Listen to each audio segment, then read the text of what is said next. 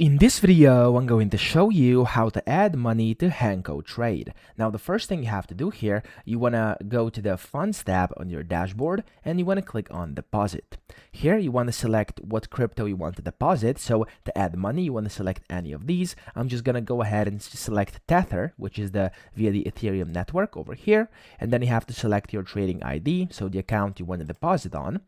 And then here, the currency is going to be automatically set as USD. And then you have to enter the amount. I'm going to do 100. And before you proceed, make sure you read this deposit notice and actually agree with what it's saying. And actually make sure you listen to what they're saying as well, because it's very important.